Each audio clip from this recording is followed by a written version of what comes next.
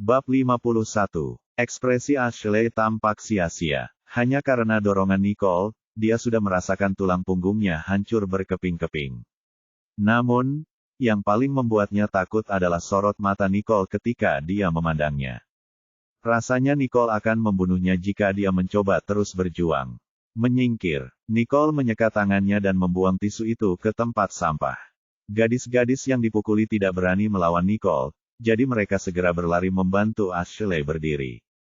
Kami akan pergi sekarang. Gadis-gadis itu menatap Nicole dengan ketakutan dan ngeri. Mereka selalu menjadi pembuat onar, jadi mereka tidak pernah mengira akan ada hari di mana mereka akan menunjukkan ekspresi ketakutan seperti itu kepada seseorang. Gadis-gadis itu membantu Ashley berdiri dan menempelkan punggung mereka ke dinding saat mereka keluar dari kelas B. Sebelum mereka pergi, Ashley mengumpulkan keberanian untuk mengatakan sesuatu yang kasar, "Nicole, ini belum berakhir. Saat Harvey kembali dan mendengar tentang perbuatanmu pada Snow, dia tidak akan pernah membiarkanmu kabur. Tunggu dan lihat saja." Setelah dia selesai berbicara, dia langsung kabur bersama teman-temannya. Nicole sama sekali tidak peduli dengan ancaman mereka. Dia baru saja membersihkan mejanya dan mengeluarkan buku kedokteran. Dia kemudian duduk dan melanjutkan membaca. Semua siswa kembali ke tempat duduknya dengan hati ketakutan. Mereka bahkan tidak berani bernapas. Bahkan Ashley yang galak pun kalah dari Nicole. Kami telah membicarakan hal-hal buruk tentang Nicole selama beberapa hari terakhir. Apakah kami akan dihukum juga? Para siswa di kelas semua mengkhawatirkan diri mereka sendiri, sehingga kelas menjadi sunyi. Jack melihat ekspresi kaget mereka dan mengejek dengan lembut. Mereka belum pernah melihat betapa heroiknya Nicole ketika dia mengalahkan lebih dari 10 orang, dan mereka sekarang takut padanya. Nicole hanya menggunakan satu tangan untuk mengalahkan gadis-gadis itu bukan apa-apa. Namun, mereka semua telah memintanya. Jack tiba-tiba membeku memikirkan hal ini. Apa yang merasukinya? Mengapa dia membela Nicole? Dia kemudian menatap Nicole dengan hati yang rumit. Dia selalu memandang rendah orang-orang dari pedesaan, tapi Nicole benar-benar berbeda dari mereka. Meskipun dia dingin, dia sepertinya bukan orang yang sulit bergaul. Dia bahkan melihat betapa baik Nicole terhadap Lulu dan Bradley, dan itu sangat terampil. Bahkan Gary bukanlah lawannya, dan pelajaran Nicole tidak seburuk yang dia kira. Selain itu, Jack memandang Nicole yang sedang meletakkan dagunya di atas tangan sambil membaca. Dia mengenakan t-shirt putih sederhana, dan rambut hitamnya membuat wajahnya yang cerah dan bersinar semakin menonjol. Mata rubahnya yang sedikit terangkat sedikit menyipit. Matahari menyinari dirinya melalui jendela, mencairkan aura dingin di sekelilingnya, membuatnya tampak begitu santai seolah sedang melukis. Mau tak mau dia terpesona sekali lagi karena Nicole benar-benar cantik. Meskipun wajahnya mirip dengan Snow dan Raine, wajahnya jauh lebih tegas dibandingkan mereka. Wajahnya lebih kecil, bulu matanya lebih lentik, dan hidungnya lebih mancung. Dia terlihat cantik dari segala sudut, dan bentuk tubuhnya sangat menawan. Jika dia harus menilainya dalam skala 1 sampai 10, dia pasti akan mendapat nilai 10. Orang-orang seperti dia benar-benar berbeda dari penduduk desa. Jack memandang Nicole, dan Gary tiba-tiba menendang kursinya dari belakang. Gary tak kuasa menahan tenaganya sehingga Jack nyaris terjatuh akibat tendangannya. Dia berbalik untuk melihat ke arah Gary, yang menatapnya dengan tatapan kosong. Jack segera mundur. "Ada apa, Gary?" Gary menjawab dengan acuh tak acuh, "Tidak apa-apa. Kakiku hanya gatal." Wayne tertawa terbahak-bahak di samping mereka. Jack tahu kalau Gary marah padanya, tapi dia tahu kalau akhir-akhir ini dia tidak melakukan apapun yang bisa membuat Gary marah. Lalu kenapa tiba-tiba Gary bersikap seperti itu? Wayne berjalan dengan angkuh di samping mereka dan berkata, "Menurutku, mungkin itu karena kamu tidak membiarkan Gary mengalahkan Cain terakhir kali. Nicole lah yang menjadi pusat perhatian pada akhirnya, jadi Gary masih menyimpan dendam padamu." Bab 52. Melihat Gary menatapnya, Wayne berhenti bicara. Jack memandang kedua orang itu dengan bingung. Saat itu, bel sekolah berbunyi, dan Emerson masuk untuk bersiap-siap ke kelas. Jack menggaruk kepalanya dan membuka buku pelajaran, tapi tanpa sadar matanya beralih ke Nicole. Pinggangnya seperti tawon. Dong. Apa yang kamu lakukan, Gary? Seluruh kelas menoleh ke belakang dan melihat Jack jatuh ke tanah bersama kursinya. Dia menggosok pantatnya dengan tidak senonoh, menatap Gary dengan bingung. Gary, sebaliknya, perlahan menarik kakinya ke belakang dan menatap Miss Emerson dengan tulus. Mendengar pertanyaan Jack, dia berkata pelan, "Oh, kakiku terpeleset kali ini." Nyonya, Emerson menatap curiga pada keduanya dari podium. Ia kemudian meminta Jack untuk meletakkan kembali kursi tersebut sebelum melanjutkan studinya. Kali ini, Jack belajar dari kesalahannya. Dia berhenti memandangi Nicole tetapi melihat ke ujung rok Miss Emerson dan tidak ditendang lagi. Setelah kelas selesai, Wayne menertawakannya karena menatap Miss Emerson. Jack menatapnya tajam. Kamu tidak tahu apa-apa. Dia tidak bisa memandang Nicole, jika tidak, dia akan ditendang. Jadi dia pikir sebaiknya dia fokus pada Emerson saja. Semakin lama dia menatapnya, semakin dia merasa damai. Sepulang sekolah, Nicole perlahan mengemasi barang-barangnya. Lulu mengira Nicole akan kembali ke asramanya dan ingin pergi bersamanya, tapi Nicole pergi ke kafe. Terlalu banyak poin di asrama. Dia sebaiknya duduk di kafe dan mengerjakan misinya dari sana. Karena memang begitu, Lulu tidak berkata apa-apa lagi. Nicole sedang berjalan sendirian di jalan dan menyadari bahwa selalu ada tatapan menjengkelkan dan menghina dari orang lain. Nicole mengangkat satu alisnya, tahu itu karena Snow. Jadi dia tidak repot-repot menanggapinya. Sesampainya di kafe, Nicole menyapa para staf dan duduk di tempat biasanya. Sudah menjadi kebiasaan profesionalnya untuk menemukan tempat teraman kemanapun dia pergi. Sudutnya cukup terang tetapi tidak langsung menghadap jendela. Ada juga sekat tebal yang memisahkan mejanya dengan meja di sebelahnya, namun hal ini tidak mempengaruhi garis pandangnya untuk mengamati sekelilingnya. Selain itu, tak jauh di belakangnya, ada jalan keluar yang bisa ia ambil untuk melarikan diri jika terjadi kesalahan. Nicole duduk dan mengeluarkan komputernya, yang dia masukkan ke dalam tasnya pagi ini. Masyarakat dari berbagai kalangan mengakses internet dan beraktivitas di kafe. Jadi, kafe adalah tempat yang ideal bagi para hacker untuk melakukan aktivitas online mereka. Nicole masuk ke akunnya untuk pertama kalinya. Spectre sedang offline, jadi dia meninggalkan pesan padanya, memberitahu dia bahwa dia aman sebelum offline. Dia kemudian login ke akun barunya, siap untuk memeriksa kemajuan misi $10 juta yang dia terima. Semua peretas di The Hunter setelah mendengar tentang Lucifer. Ini adalah pekerjaan yang buruk, dan dia yakin bahwa dialah satu-satunya orang yang bersedia melakukannya. Jika pihak lain ingin menggali lebih dalam, dia pasti akan memperhatikan akun yang disarankannya. Namun, 5 menit kemudian, Nicole masih menatap kotak obrolan yang kosong. Dia mengerutkan kening. Orang di seberang tampak lebih licik dan berhati-hati dari yang dia kira. Nicole mau tidak mau bertanya-tanya apakah dia telah melakukan kesalahan di suatu tempat dan membuat mereka takut. Max sedang rapat di grup Johnson ketika dia mendengar pemberitahuan di teleponnya. Sistem secara otomatis menampilkan alamat IP yang merupakan lokasi Lucifer yang berani menggunakan akun proxy untuk menerima pekerjaan tersebut. Bab 53, Max memberi isyarat agar rapat ditunda dan mengeluarkan ponselnya lalu meliriknya. Setelah memastikan bahwa pesan itu benar-benar sesuai dengan kebutuhan Jared, dia segera meninggalkan ruang konferensi dan menelepon. Tuan Johnston, ini saya. Akun proxy Lucifer sudah online lagi. Jared mencengkeram kemudi dengan erat sambil menginjak rem. Mobil berhenti ketika bannya berdecit keras sebagai protes. Dia menyipitkan matanya dan bertanya, di mana lokasinya? Max tertegun saat membuka detail koordinatnya. Bagaimana mungkin?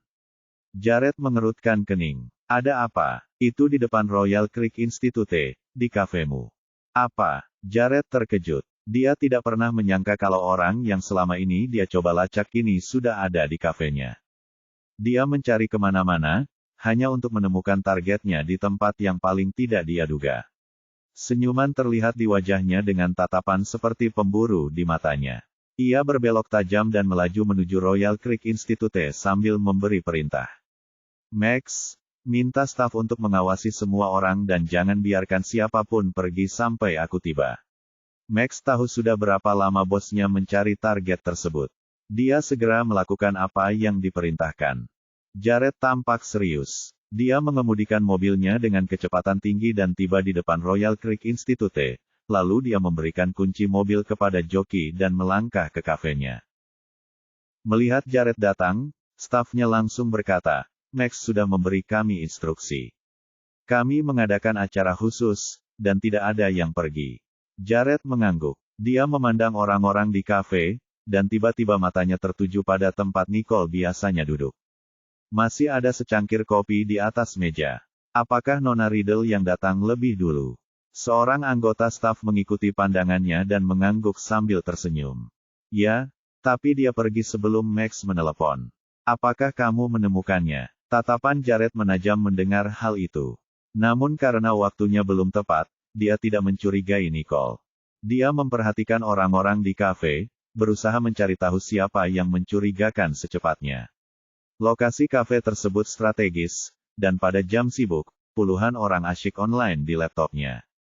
Program yang ditulisnya mampu menentukan koordinat, namun karena terlalu banyak koneksi ke jaringan Wi-Fi kafe, tidak ada cara untuk mengetahui komputer mana yang dimaksud.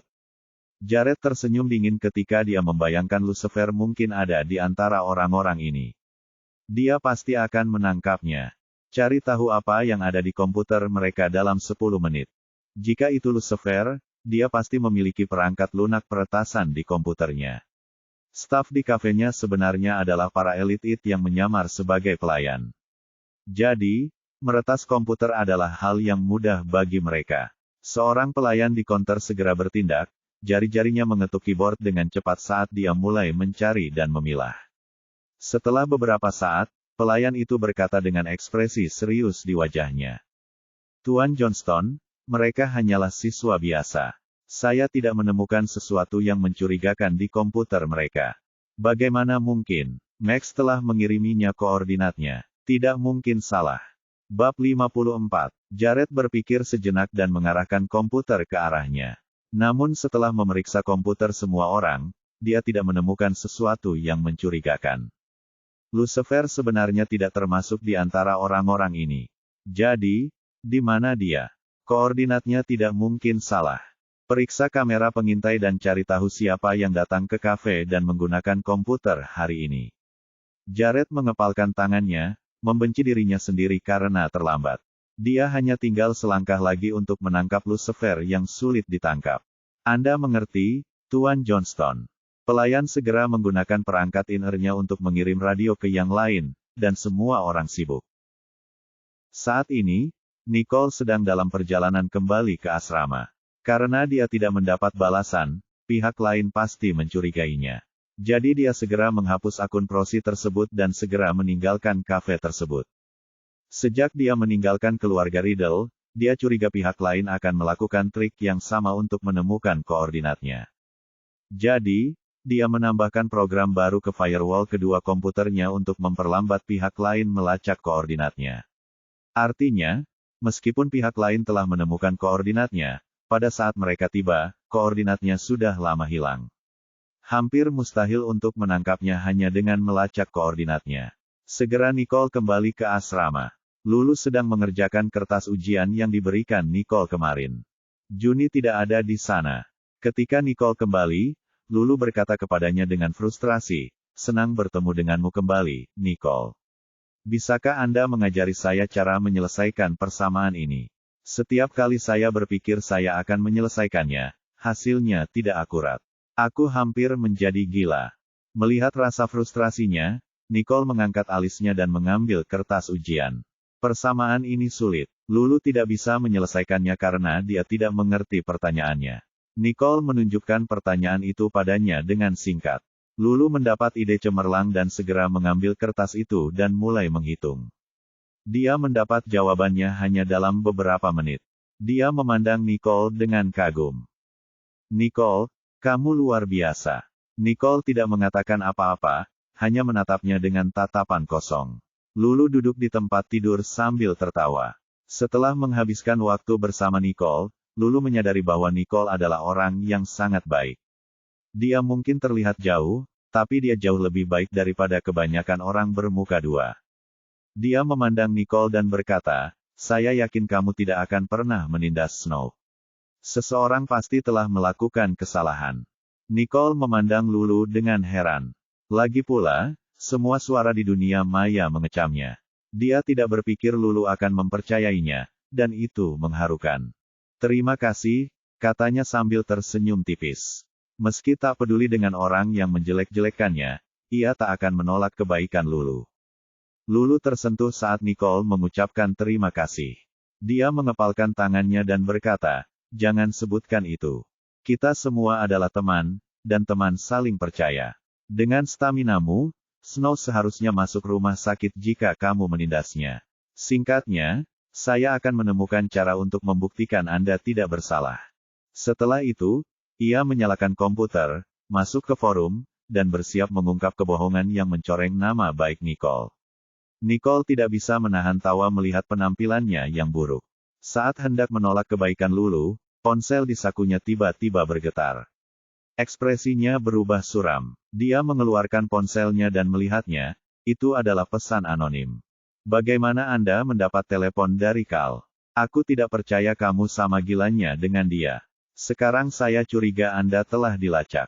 Saya akan membawa Carl ke tempat yang aman. Kita harus menjaga kerahasiaan kontak kita. Minimal untuk saat ini. Bab 55. Nicole bisa membayangkan wajah marah Zayn Spears di sisi lain layar monitor. Dia merasa kasihan. Dia terlalu cemas dan seharusnya tidak menjawab telepon.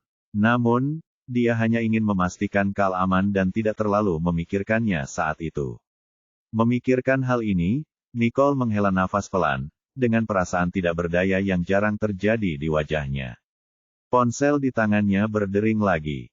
Kali ini, layar menunjukkan bahwa itu adalah panggilan dari Samuel. Nicole tidak menyangka Samuel akan menelepon. Dia menekan tombol jawab, menempelkan telepon ke telinganya, dan suara gembira Samuel di ujung telepon terdengar di telinganya. Apakah kamu punya waktu, Nicole? Spencer dan aku akan menjemputmu dan pergi makan malam bersama. Nicole tidak ada kelas di sore hari, dia juga tidak berencana mengambil kelas belajar mandiri di malam hari. Jadi, setelah memikirkannya, dia menjawab, saya bebas setelah itu. Tunggu aku di gerbang sekolah. Aku akan keluar menemuimu sekarang. Spencer dan Samuel memiliki banyak penggemar. Akan merepotkan bagi mereka untuk menjemputnya dari asramanya. Setelah menutup telepon, Nicole berganti pakaian, memberitahu Lulu, dan pergi. Lulu masih sibuk online dan hanya melambaikan tangannya untuk memberi hormat pada Nicole ketika mendengar suara Nicole. Nicole melirik komputer di depannya dan melihat tulisan berwarna merah cerah di layar. Cepat selesaikan pekerjaanmu dan istirahatlah. Aku akan membawakanmu makanan saat aku kembali. Baiklah. Lulu bahkan tidak melihat ke atas. Nicole turun ke bawah. Tidak banyak yang bisa dia lakukan. Faktanya, dia tidak peduli apa yang orang katakan tentang dirinya di internet. Jika tidak, dia pasti telah meretas forum online sekolah. Dan hapus semua yang ada di sana. Hanya saja dia tidak mau repot melakukannya. Di gerbang sekolah, Nicole bisa melihat Samuel melambai padanya dari jauh. Dilihat dari bentuk mulutnya, dia pasti memanggilnya untuk segera pergi. Sementara itu, Spencer berdiri agak jauh dari Samuel, memandangnya dengan jijik. Nicole tersenyum. Baru setelah dia mendekat, dia melihat Nora datang juga, memandangnya dengan gelisah. Nora baru 2 hari pindah kampus dan hanya punya sedikit waktu bersama kakak-kakaknya. Itulah alasan dia mengundang Samuel dan Spencer keluar. Dia tidak menyangka mereka akan menelepon Nicole. Ia kesal melihat kedua kakaknya tersenyum lebar saat Nicole pergi. Nicole tidak bisa menahan tawa saat melihat ekspresi wajah Nora. Dia pun mendatangi sisi Samuel dan sengaja tersenyum padanya. Kita mau kemana, Samuel? Senyumannya begitu manis hingga membuat Samuel terpana. Kemana kita akan pergi? Samuel menatap kosong ke arah Spencer, pikirannya tampak bingung. Bukankah kamu baru saja bilang kamu akan bertanya pada Nicole kemana dia ingin pergi? Kenapa kamu menatapku? Spencer memasang ekspresi bingung di wajahnya. Kini, Norah menjadi semakin cemburu. Samuel, Spencer, aku ingin makan pasta. Aku ingin makan ikan bakar. Saya ingin tahu apakah ada restoran yang menjual ikan bakar di dekat sini. Nicole menyela sebelum Norah menyelesaikan kalimatnya. Di dekat sekolah tidak ada, tapi saya tahu ada yang menjual ikan bakar enak di tempat lain. Ayo kita naik taksi ke sana, kata Samuel segera. Samuel selalu sangat baik padanya. Norah tidak menyangka dia akan mengabaikannya. Dia hanya bisa berpura-pura sedih. Nicole baru saja datang ke sekolah. Dia harus diberi prioritas. Ya, Norah sangat sensitif. Samuel menyederhanakan. Senyum Norah membeku. Dia menginginkan perhatian Samuel dan Spencer dan agar mereka berubah pikiran. Kakak-kakaknya yang bodoh ini juga menggemakan apa yang dia katakan. Spencer tahu Norah sedang kesal, dan dia berkata, lain kali kita akan makan pasta. Baiklah kalau begitu. Norah menggigit bibirnya dan hanya bisa menahannya. Mereka naik taksi. Akan terlalu ramai jika semuanya duduk di kursi belakang. Jadi Norah ingin duduk di kursi penumpang depan. Dia pergi duluan ingin mengambil tempat duduk, tapi Samuel bahkan lebih cepat darinya dan telah membuka pintu mobil penumpang depan. Nicole, kamu duluan. Norah berdiri di tempatnya, tidak yakin harus berbuat apa. Dia tidak pernah membayangkan bahwa orang terakhir dalam keluarga yang baik padanya sekarang hanya menatap Nicole. Dia tidak lagi menaruh hatinya pada wanita itu. Terima kasih, Samuel. Nicole memperhatikan ekspresi Norah tetapi tidak peduli. Dia langsung duduk di kursi penumpang depan. Baru kemudian kedua kakak beradik itu kemudian duduk di kursi belakang. Norah memandangi ruang kecil yang tersisa di kursi belakang, wajahnya tampak marah. Ada apa, Norah? Masuk ke dalam mobil. Aku kelaparan, desak Samuel cemas. Pada titik ini, rasa sayang terakhir Norah pada Samuel telah hilang. Samuel baik padanya, tapi otaknya tidak berguna baginya. Dia menggigit bibirnya dan hanya bisa duduk di kursi belakang. Bagian belakangnya sangat sempit sehingga dia hampir tidak bisa menutup pintu mobil. Setelah hampir menutup pintu mobil, mereka berangkat ke restoran ikan bakar paling terkenal di Sanjoto. Restoran itu penuh dengan pelanggan. Mereka tidak bisa masuk tanpa reservasi. Spencer mengeluarkan ponselnya dan menelepon, lalu mereka diantar ke lift VIP untuk naik ke atas. Mereka duduk di meja VIP, dengan Nicole duduk di dekat jendela dan memandang separuh pemandangan kota Sanjoto. Dia hanya ingin makan ikan bakar sederhana, tidak menyangka Spencer dan Samuel akan membawanya ke restoran mewah seperti itu. Norah juga sama terkejutnya, tidak menyangka Spencer dan Samuel akan membawa Nicole ke tempat semahal itu. Kedua pria itu memiliki uang jajan yang terbatas setiap bulannya, sehingga saat Samuel mengajaknya makan malam terakhir kali, mereka lebih sering makan di tempat yang tidak terlalu mahal. Kali ini Norah benar-benar iri karena mereka menghabiskan banyak uang untuk Nicole. Setelah duduk, Norah mau tidak mau berkata, Samuel, Spencer, apakah kalian berdua punya banyak uang saku bulan ini? Nicole hanya ingin makan ikan bakar. Bolehkah datang ke restoran mahal seperti itu? Bab 56. Spencer segera melirik ke arah Norah dan berbisik, karena Nicole menyukai ikan bakar, kami pikir kami akan membawanya ke tempat makan terbaik. Nicole juga bisa mendengarnya, meski suaranya tidak nyaring. Dia tidak mengira kedua bersaudara itu memperlakukannya dengan baik. Aksi mereka sungguh mengharukan. Dia lambat merasakan kehangatan, tapi perlahan dia menerima kebaikan mereka. Terima kasih, Samuel, Spencer. Aku akan mentraktir makanan ini. Dialah yang ingin makan ikan bakar. Tidak, Samuel segera menegakkan punggungnya. Bagaimana kami bisa meminta adik kami untuk membayarnya? Tugasmu hari ini adalah makan. Saya menanggungnya. Kalau begitu terima kasih banyak. Nicole tidak bisa menahan tawa. Dia tidak bisa menolak kebaikan kedua saudaranya, apapun yang terjadi. Di sini sangat mahal. Menurutku kamu tidak mampu membelinya, Nicole. Norah mendengus. Jangan khawatir, Norah. Aku punya saudara laki-lakiku di sini. Nicole tersenyum. Tanpa bersusah payah berbicara lebih jauh dengan Norah, dia memukulnya di tempat yang paling menyakitkan. Ekspresi Norah berubah. Perhatian adiknya adalah hal yang paling dia pedulikan. Namun kini Nicole telah mengambil alih semua itu. Nora tidak bisa menggambarkan betapa sedihnya perasaannya. Dia memandang Nicole, dan tatapannya menjadi lebih gelap. Sambil menunggu makanan dihidangkan, Samuel tersenyum ke arah Nicole. Spencer dan saya dengar Anda akan pergi ke uji coba Olimpiade. Jadi, kami memutuskan untuk mengundang Anda makan malam sebagai penyemangat. Ketika Nora mendengar Nicole akan mengikuti Olimpiade Matematika, dia mau tidak mau bertanya, kamu ingin ikut Olimpiade Matematika? Persaingannya ketat. Apakah hasilmu memenuhi harapan? Kelas mereka, kelas A, memiliki beberapa siswa terbaik yang dipilih untuk mengikuti tes. Bahkan Nora sendiri tidak mendapat kesempatan. Namun, gadis desa seperti Nicole ikut serta. Tahukah dia apa itu Olimpiade Matematika saat dia mendaftar? Sulit dipercaya. Samuel tidak mengerti sindiran Nora. Dia dengan bangga mengangkat kepalanya tinggi-tinggi dan berkata, mengapa tidak? Jangan lupa bahwa adikku adalah putri dari keluarga Riddle, cukup pintar untuk mengikuti tes Olimpiade Matematika. Sementara mereka berbicara, pelayan menyajikan makanan ke meja. Sementara Samuel berbicara, Spencer dengan penuh perhatian mengambil sepotong ikan bakar untuk Nicole. Coba saja, bagian ini rasanya sangat enak. Terima kasih, Spencer. Nicole belum pernah diperlakukan dengan perhatian seperti itu. Dia mengambil piring itu dan merasa tersentuh. Nora melihat perlakuan yang biasa diterimanya kini diberikan kepada Nicole.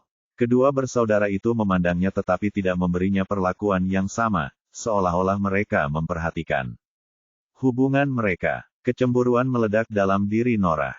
Dia berharap dia bisa membanting peralatan makannya ke atas meja dan pergi. Namun, dia melihat seseorang masuk. Bukankah dia dari keluarga Holmes? Nora tidak pergi ke kelas B, tapi dia sudah mendengar tentang apa yang terjadi di pagi hari. Dia tidak menyangka akan bertemu teman Snow saat makan di sini. Sepertinya Tuhan ada di sisinya. Dengan pemikiran ini, dia memanggil Nicole. Hidangan ini juga rasanya enak. Cobalah. Benar saja. Suaranya berhasil menarik perhatian Ashley yang tampak kaget. Dia menghela nafas lega hanya setelah dia melihat Nicole tidak memandangnya.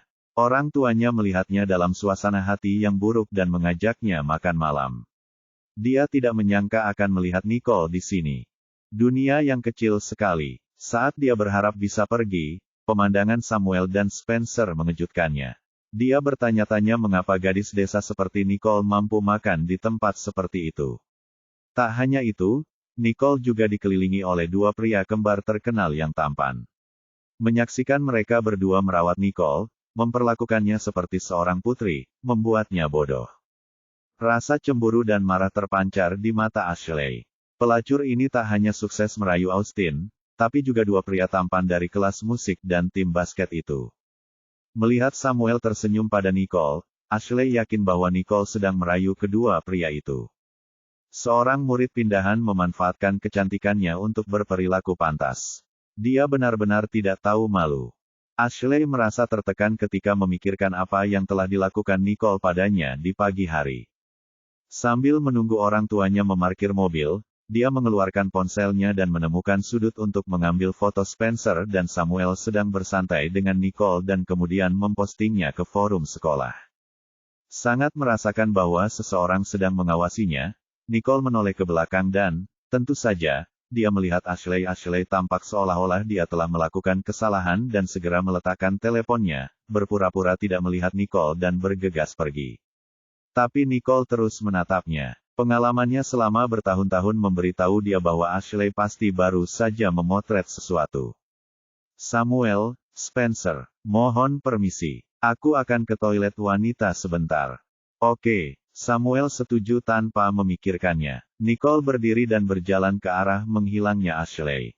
Meninggalkan area VIP dengan jendela setinggi langit-langit, Nicole berjalan melewati koridor kaca dan sampai ke ruang makan biasa.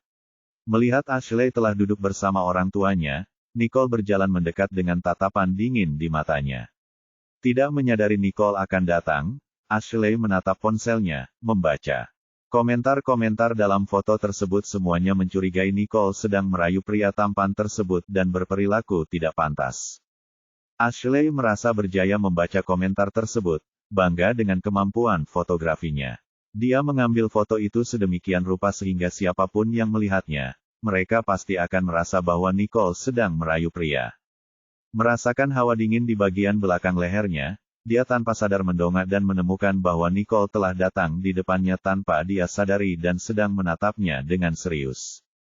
Bab 57. Serahkan saja. Mata Nicole tampak dingin dan menakutkan. Dia bisa mentolerir orang lain yang mengincarnya, tapi dia tidak akan pernah memaafkan mereka karena melibatkan keluarganya. Ashley gemetar ketakutan namun tetap berteriak, "Saya tidak mengerti apa yang kamu bicarakan." Ada ekspresi tidak sabar di mata Nicole saat mendengar jawaban Ashley. "Kamu tahu maksudku. Serahkan teleponnya." Ashley mungkin takut pada Nicole, tetapi ketika memikirkan isi telepon terlintas di benaknya, dia mengertakkan gigi. "Ponsel adalah milik pribadi saya. Hak apa yang Anda miliki untuk meminta saya menyerahkan telepon saya?" Nicole tidak mau repot melanjutkan pembicaraan dengannya. Dia menekankan tangannya ke bahu Ashley, memaksa Ashley melepaskan cengkeramannya di punggungnya. Memanfaatkan kesempatan ini, Nicole merebut telepon dari tangannya. Layar masih menampilkan unggahan yang diunggahnya. Kolom komentar penuh dengan balasan pedas yang mengatakan bahwa Nicole tidak punya rasa malu. Nicole dengan tenang keluar dari forum dan membuka album foto. Gambar pertama yang dilihatnya adalah foto dirinya berdiri bersama saudara-saudaranya. Dia bergeser ke belakang, dan yang muncul di hadapannya adalah foto Snow yang sedang menindasnya. Di belakang, ada beberapa tangkapan layar tersimpan dari obrolan dengan Snow, yang memberitahu Ashley tentang permintaan foto tersebut. Snow meminta mereka mencari foto yang bisa membuat Nicole mendapat masalah. Ada pula foto bugil Ashley bersama pria parubaya. Wajah Ashley memucat saat Nicole melihat foto telanjangnya. Saat itu, suara seorang pria parubaya terdengar dari satu sisi. "Snow, apakah ini temanmu?" "Ayah." Ashley semakin tercengang saat melihat ayah angkatnya. "Ayah." Nicole tersenyum. Ayah Ashley datang tepat saat dia melihat foto Ashley yang telanjang. Ia tidak akan melewatkan kesempatan ini. Ashley sendiri sudah bersikap kasar, namun ia berani mengambil foto candid Ashley.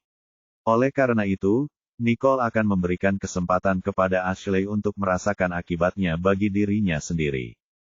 Nicole mencibir, mengambil ponselnya, dan berkata kepada pria dan wanita parubaya yang menemaninya. "Kalian berdua pastilah Tuan dan Nyonya Holmes. Lihatlah apa yang telah dilakukan putrimu." Saat dia berbicara, dia mengangkat telepon. "Tidak." Ashley panik dan pergi mengambil telepon. Namun, Nyonya Holmes sudah melihat foto telanjang tersebut. Keduanya terlihat berbaring di tempat tidur di foto. Siapapun yang melihatnya dapat langsung mengetahui apa yang sedang terjadi. Senyum Tuan dan Nyonya Holmes langsung memudar, wajah mereka tenggelam. Nyonya Holmes tampak terkejut. Jess adalah putrinya, tapi hanya putri tiri. Ricky Holmes adalah ayah kandungnya. Dia tidak peduli dengan citranya dan mempertanyakan Ricky. Apa yang telah terjadi? Karena tidak bisa hamil, ia membiarkan Ricky membawa pulang putrinya, dengan harapan kelak ketika mereka berdua sudah tua, mereka masih memiliki anak dan cucu yang bisa mereka andalkan. Dia tidak menyangka Ashley akan begitu memalukan. Dia sungguh memalukan. Lihatlah putrimu yang baik. Dia melakukan hal yang memalukan di usia yang begitu muda. Suaranya yang begitu keras hingga langsung menarik perhatian. Orang-orang di restoran itu berbalik. Ashley merasa seperti itu. Sekarat, sangat memalukan. Dia berharap tanah menelannya. Nyonya Holmes tidak bisa menyembunyikan kebenciannya dan mengertakkan gigi saat melihat putri angkatnya, yang telah dia perlakukan dengan sangat hati-hati. "Itukah yang kamu lakukan padaku? Apakah kamu tidak merasa bersalah? Ayahmu dan aku telah bekerja keras untuk membesarkanmu, tetapi kamu bahkan tidur dengan laki-laki. Bagaimana kamu bisa melakukan hal yang memalukan seperti itu?" Ashley telah meramalkan bahwa kucing itu akan keluar dari tasnya suatu hari nanti. Namun, ia tidak pernah menyangka kalau kucing itu akan berada di depan banyak orang. Dia berharap dia bisa bunuh diri sekarang. Beralih ke samping, dia melihat Nicole memperhatikan apa yang terjadi dengan Schadenfreude. "Ini semua karena kamu." Ashley berharap dia bisa membunuh Nicole sekarang. Namun dengan kehadiran Mrs. Holmes, dia hanya bisa bersembunyi di belakang Ricky. Ashley kaget saat Ricky mendorongnya dan terjatuh ke arah Ni. Holmes memohon, ini salahku. Aku tidak menyangka Jessie akan melakukan hal seperti itu di luar sana. Tapi tolong maafkan dia kali ini. Melihat Ricky masih membela putrinya, Ni. Holmes tidak bisa menyembunyikan kekecewaan dan rasa sakitnya, dan akhirnya tersenyum dingin dan anggun mengambil segelas air dari meja dan memercikkannya ke wajah Ricky. Dia kemudian berkata dengan tegas, jika kamu masih ingin dia tetap tinggal di keluarga ini, maka pengacaraku akan menemuimu besok, kita akan bercerai. Apa yang telah dia berikan padanya selama ini, pasti akan dia ambil kembali. Tak mungkin Ricky berani membiarkan istrinya menceraikannya. Semua yang dimilikinya kini karena ia telah menikah dengan istri yang berasal dari keluarga kaya. Jika istrinya menceraikannya, dia akan kehilangan segalanya. Tidak masalah jika semuanya diambil darinya. Tetapi jika keluarganya mengetahuinya, mereka pasti akan membunuhnya.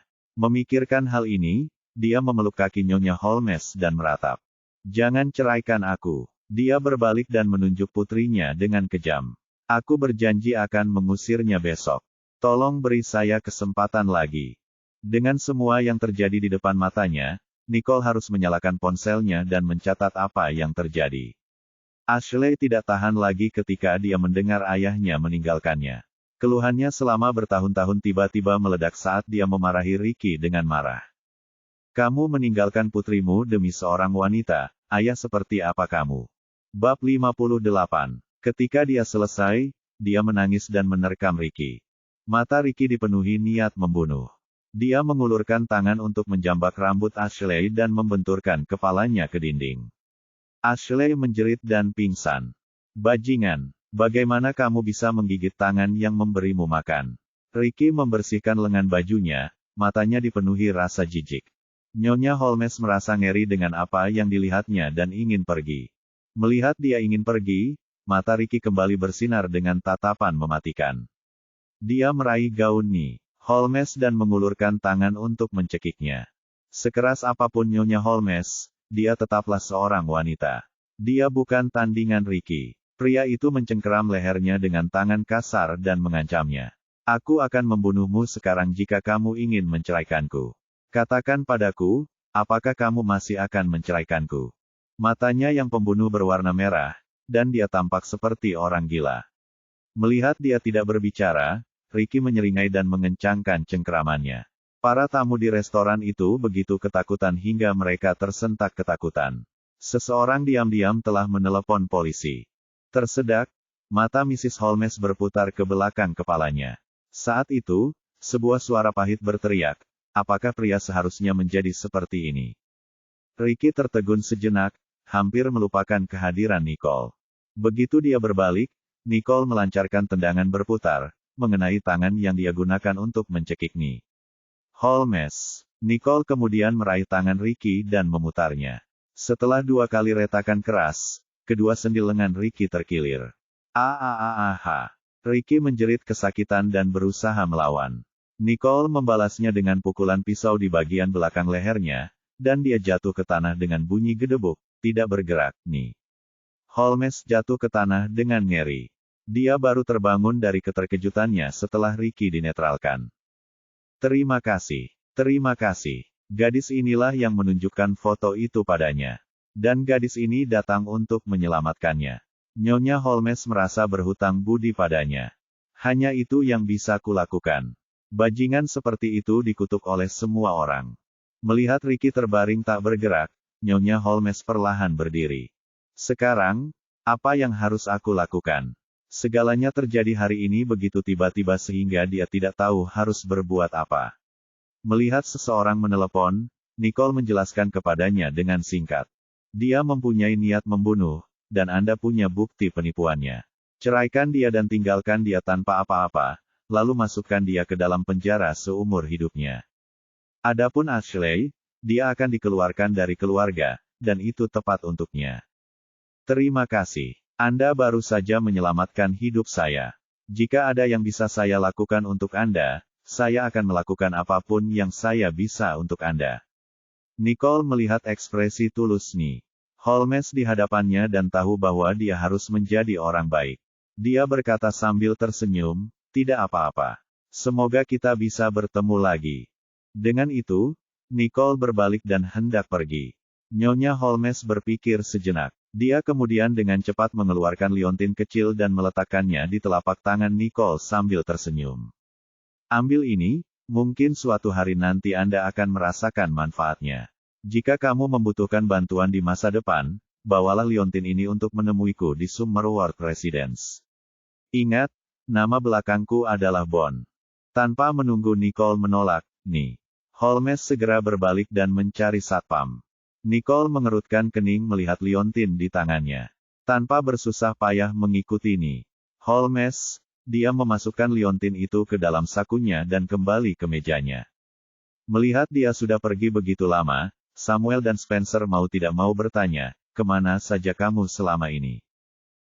"Saya baru saja bertemu seorang kenalan, dan saya pergi untuk mengurus beberapa hal." Norah mengerutkan kening setelah mendengar itu. "Siapa dia?" "Teman sekolahmu." Merasakan bahwa Norah mungkin mengetahui sesuatu, Nicole menyipitkan matanya. "Ya, itu Ashley." "Benar saja." Ekspresi Norah membeku, dan dia bertanya dengan canggung, "Oh, itu dia. Bukankah dia sahabat Snow?" "Kamu mengenalnya dengan baik." Nicole mengangkat satu alisnya, sepertinya menunggu jawabannya. Norah merasakan ada yang tidak beres dan segera menjauh dari Ashley. "Tidak, aku hanya bertemu dengannya beberapa kali saat aku bersama Snow dan Raine." "Oh, apakah kamu dan Snow tahu Ashley adalah seorang pelacur?" Nicole mengaduk jus itu sejenak, seolah-olah dia hanya menyebutkannya dengan santai. "Apa?" Norah tercengang. Spencer mengerutkan kening. "Benar-benar, aku tidak percaya dia menjalani kehidupan yang begitu mewah." "Itu benar. Itu menjijikkan." Samuel memandang Norah dengan tajam. "Sebaiknya kau menjauh dari Snow dan Raine mulai sekarang. Mereka bergaul dengan Ashley. Anda dapat mengetahui karakter mereka dengan melihat teman-temannya. Mereka dan saudara laki-laki lainnya tidak pernah menyukai keluarga paman kedua mereka." Nicole menambahkan bahan bakar ke dalam api. "Meski begitu, menurutku kamu berteman baik dengan Snow dan Raine. Anda baru-baru ini bergaul dengan mereka sepulang sekolah. Beneran, kan, Norah?" Mendengar hal itu, Norah berharap bisa memotong lidah Nicole. Alasan dia dekat dengan Raine dan Snow adalah karena Nicole. Jika orang tuanya tahu bahwa dia secara terbuka mengincar Nicole, ceritanya akan berakhir. Jadi dia mencoba menggunakan Snow dan Raine untuk melakukan pekerjaan kotor untuknya.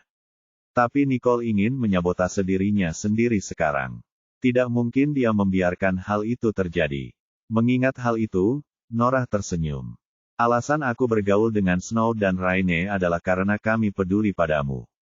Jangan kecewakan kami dalam ujian bulanan ini. Kalau tidak, Paman Dillon dan yang lainnya akan menertawakannya."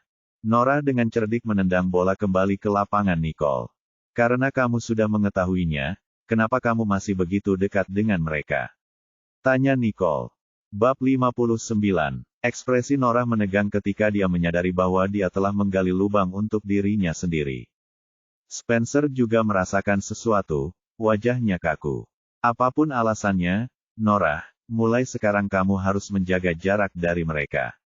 Tentu saja, Samuel juga setuju. Norah tidak bisa berbuat apa-apa, dan dia hanya bisa menjawab dengan enggan, "Saya mengerti."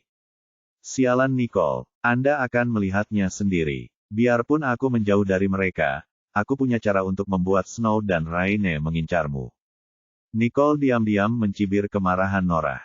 Snow, Raine, dan kelompok mereka mengincarnya tanpa alasan, dia tahu pasti ada seseorang di balik ini. Norah seharusnya membenci keluarga Paman Dillon, namun dia malah menjadi begitu dekat dengan mereka. Tidak perlu seorang ilmuwan hebat untuk mengetahui apa yang sedang dilakukan Norah. Setengah jam kemudian, mereka selesai makan, dan Spencer serta Samuel pergi untuk melakukan pembayaran di kasir. Nicole dan Norah keluar duluan untuk mencari udara segar. Norah sedang merajuk dan sedang bad mood untuk bertemu Nicole.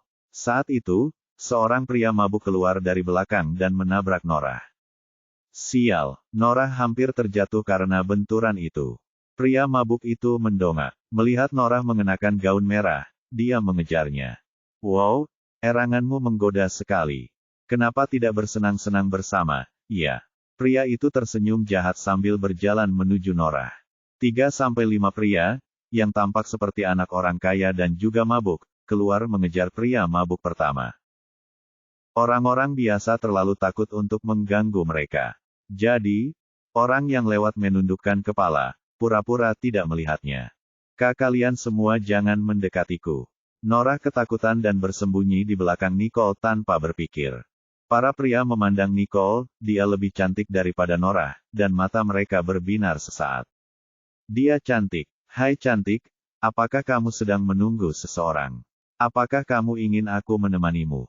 Nicole tampak sangat jijik, bertanya-tanya mengapa dia terus bertemu pria menjijikkan seperti itu hari ini. Dia melirik ke arah Norah di belakangnya dari sudut matanya, merasa ingin mendorongnya keluar dan membiarkannya mengatasi masalahnya sendiri. Namun saat itu, pria itu sudah membungkuk dan melirik ke arah Nicole. Pinggang dan kaki tawon ini, ya Tuhan, engkau sungguh luar biasa. Cantik, bisakah kita pergi?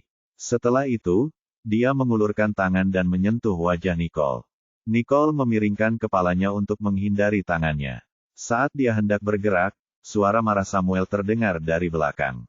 Apa yang akan kamu lakukan pada adikku?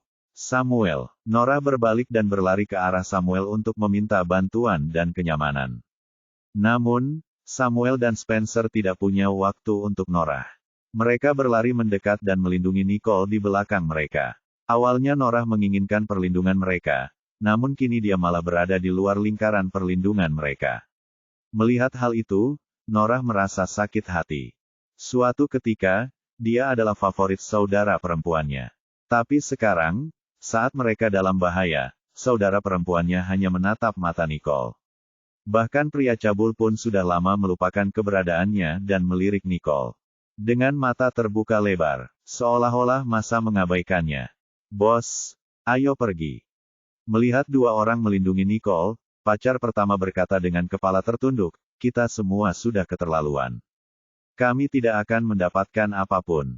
Pria pertama bergumam frustasi dan hanya bisa membiarkan teman-temannya membantunya. Pria yang baru saja berbicara itu langsung meminta maaf. Semua ini adalah kesalahpahaman. Kami baru saja melihat adik perempuan kami begitu cantik dan ingin berbicara dengannya. Spencer dan Samuel merasa kesal sekaligus membentak, apakah kamu baru saja mengatakan adik perempuanmu?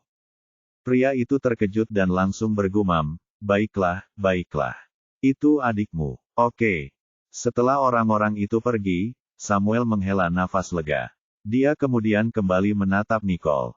Apakah kamu baik-baik saja? Nicole menatap mereka. Sungguh mengharukan mengetahui bahwa mereka benar-benar melindungi dia. Dia menggelengkan kepalanya dan berkata, saya baik-baik saja. Mereka tidak bisa melakukan apapun padaku. Baru pada saat itulah Samuel dan Spencer ingat bahwa Nicole sedang berlatih seni bela diri. Keduanya hanya bisa menggaruk kepala karena malu. Saya sangat cemas ketika melihat orang-orang di sekitar Anda, sehingga saya lupa bahwa Anda telah belajar seni bela diri. Keduanya terlihat polos dan imut. Mereka bertiga hanya bisa saling menatap, hampir tidak menyadari kehadiran Norah. Norah sekarang tahu bahwa Nicole mencuri Samuel darinya. Sialan Nicole, mari kita lihat. Aku pasti akan mengusirmu dari keluarga. Kakak-kakak Riddle melambai memanggil taksi dan meninggalkan restoran. Tanpa mereka sadari, sepasang mata tajam telah memperhatikan mereka dari jauh di dalam mobil. Dia datang menemui seorang pelanggan, tidak menyangka akan melihat Nicole dan beberapa anak makan bersama. Dia kesal, entah kenapa, saat melihat tawa mereka. Melihat Nicole dan yang lainnya menghilang di kejauhan, dia berkata kepada Max, cari tahu siapa si kembar.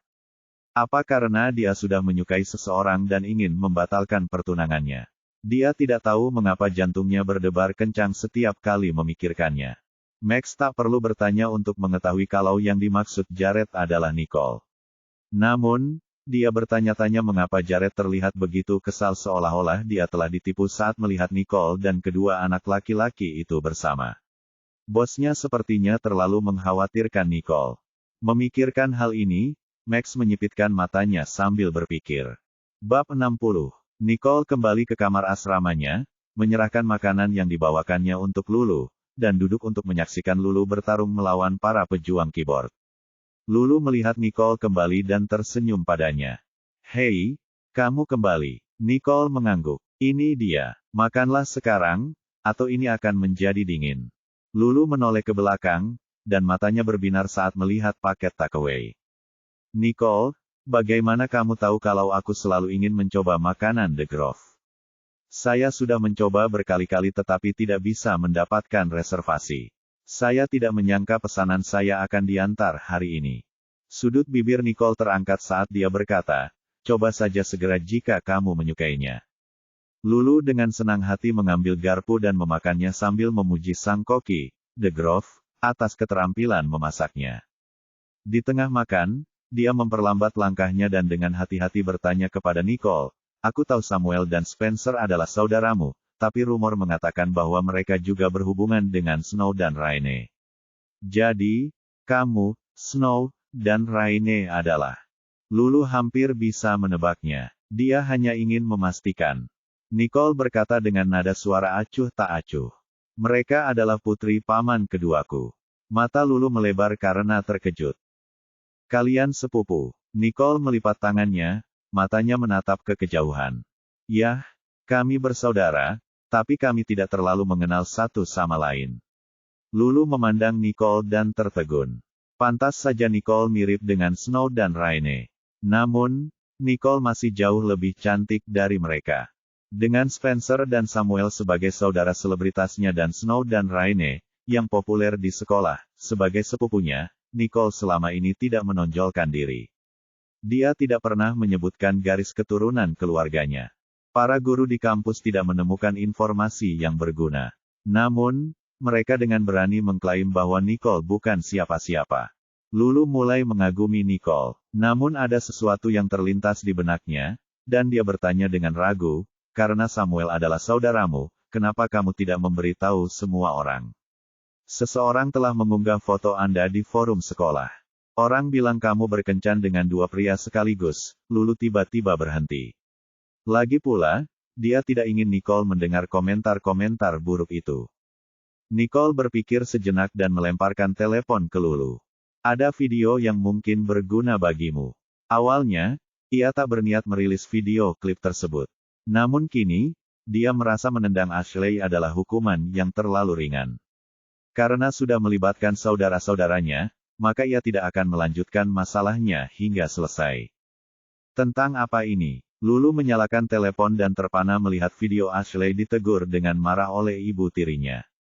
Ya Tuhan, aku tidak menyangka gadis penindas itu akan melakukan hal menjijikkan seperti itu.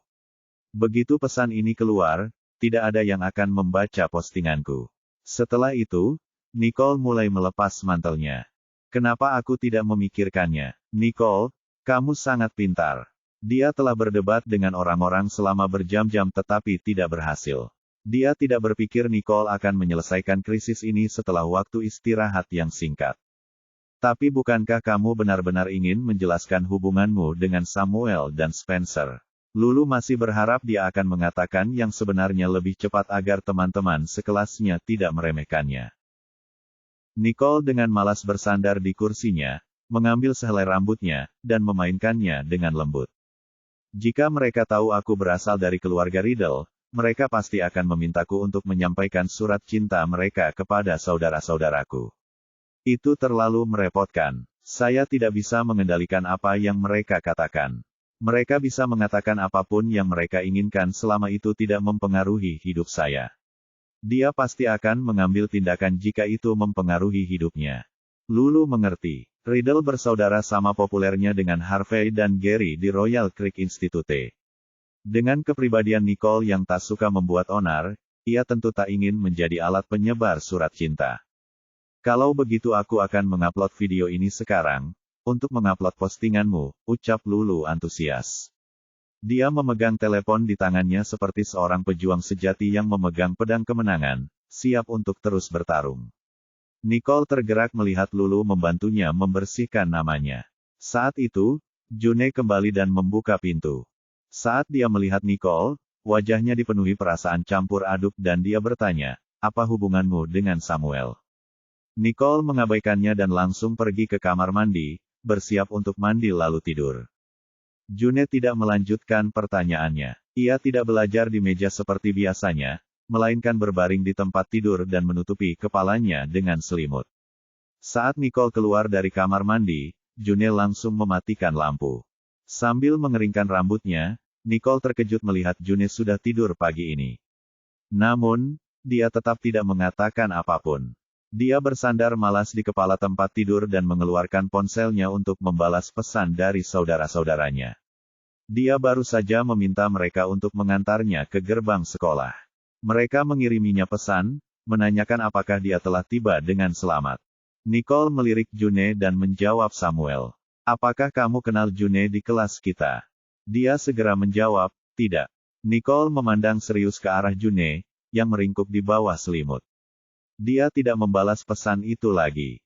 June meninggalkan kamar sendirian keesokan paginya. Nicole memperhatikan matanya merah dan bengkak, seolah dia baru saja menangis.